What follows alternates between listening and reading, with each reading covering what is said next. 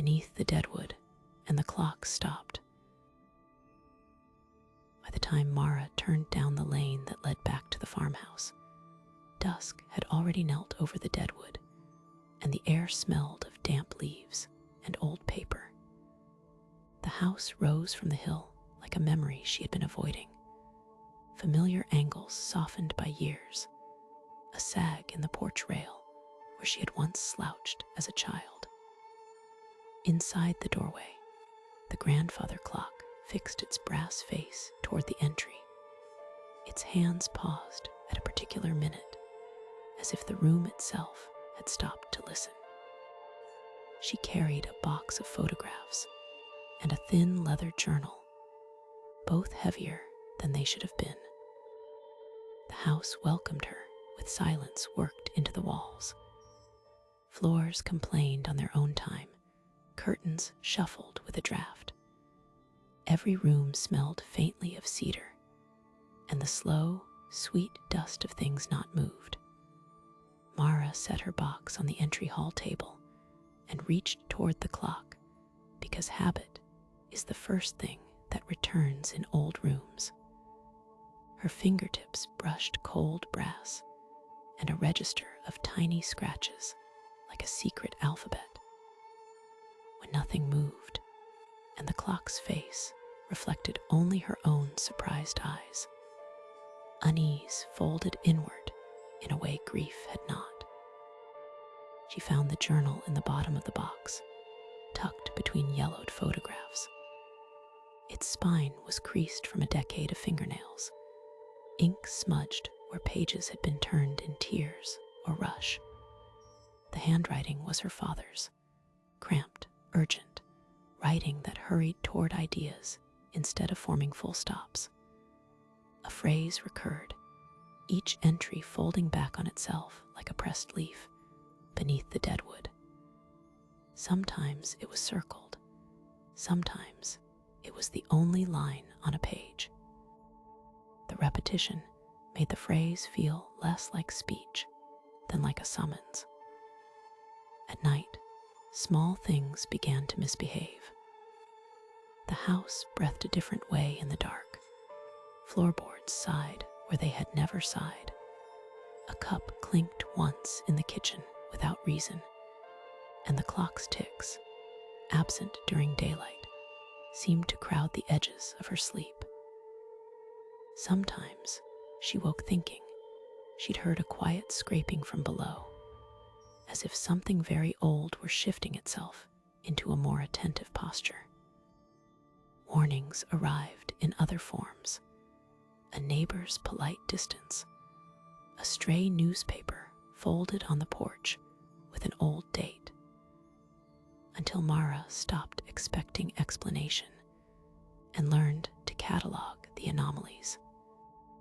The map in her father's desk showed a thin black scribble at the western edge of the property, a circle labeled with a single word: Deadwood. She went to see it because curiosity feels safer in daylight. The woods were an assemblage of trunks and thready undergrowth. Sunlight pooled in gaps, and the ground smelled of rot and sweet mold. The deeper she walked, the more the trees cataloged her passage. A twig clenched in static, a pattern of trodden moss, a place where roots rose like ribs and left a hollow basin, as if something had sat there and leaned away. At the hollow's lip, she found a small wooden chair, half swallowed by needle pine and thumbed earth, and beside it, a black and white photograph propped against a root. The faces in the photo had been deliberately obscured washed-out marks where someone had pressed and rubbed until identity threaded into smudge. The chair was the child's size her father had described in a memory that sometimes included a child and sometimes did not. That ambiguity was the most dangerous thing. The house refused to confirm which of its memories were real, and which had been adapted to fit absence. Mara dug at the base of the chair with gloved fingers until the soil loosened.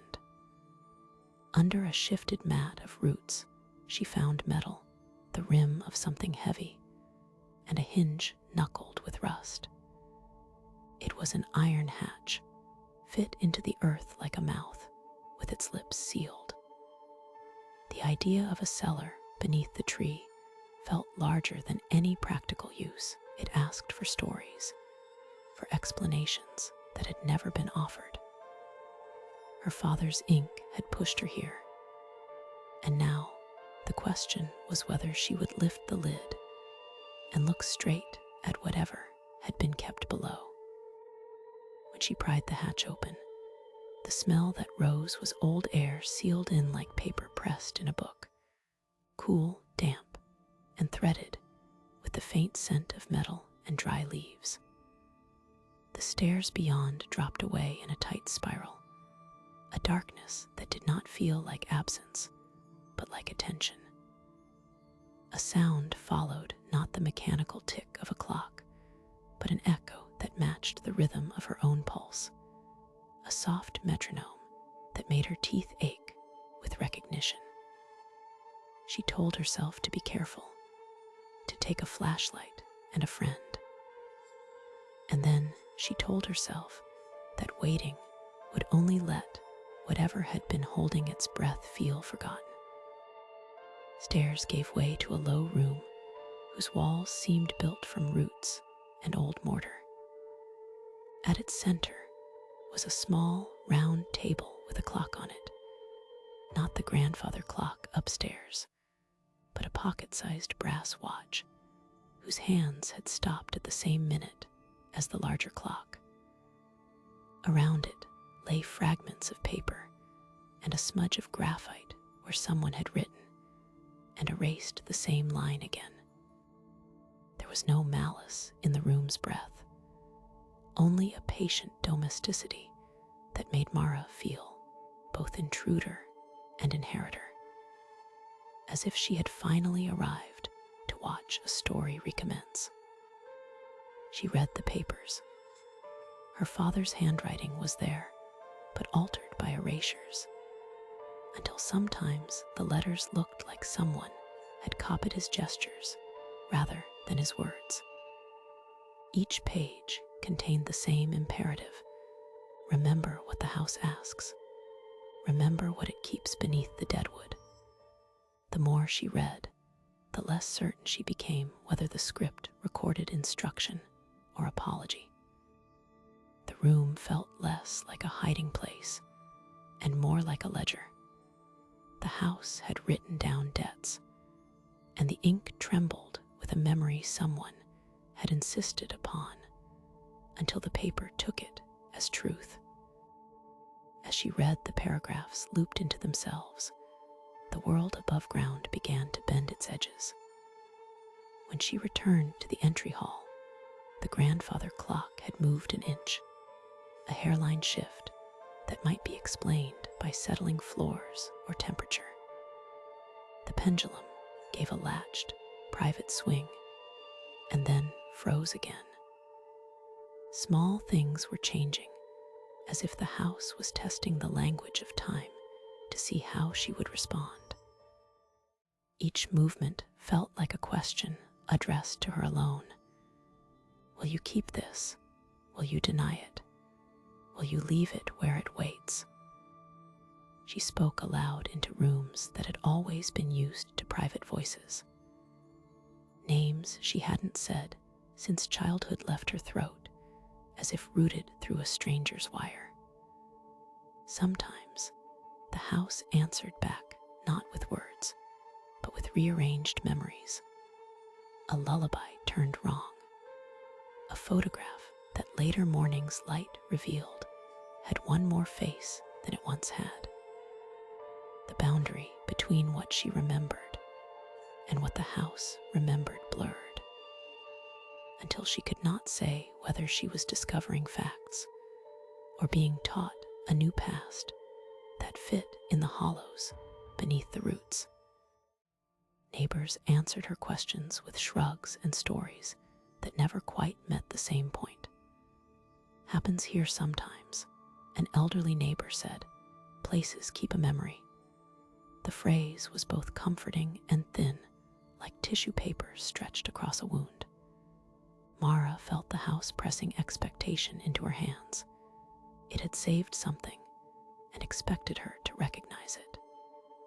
That evening, when she traced the outlines of the photograph again, the image looked back with a familiarity that was suddenly hers.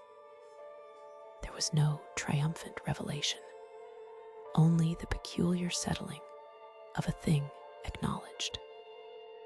One night, the watch from the underground room began to tap lightly against the table, as if some distant mechanism had remembered it.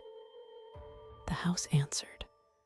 Upstairs glass chimed, a board sighed, and the big clock in the entry gave a single, firm tick before halting again. It was a small rebellion against its own stop, as if the house rehearsed the idea of movement to see if the world would say yes.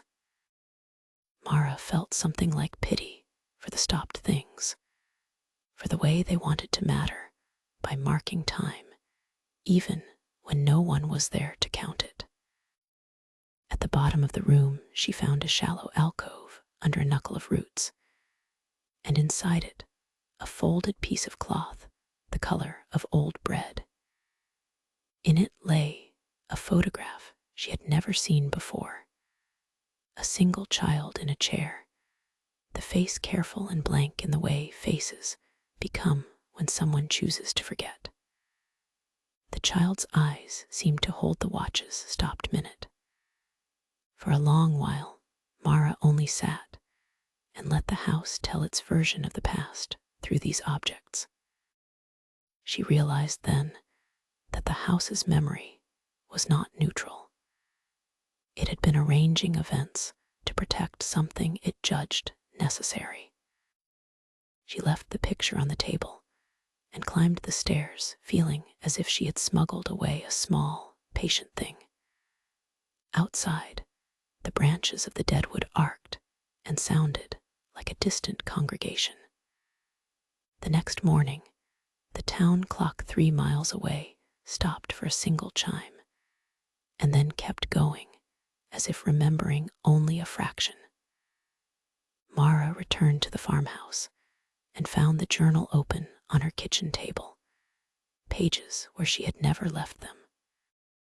In the margin, someone had written a new line in a hand she recognized, but could not name.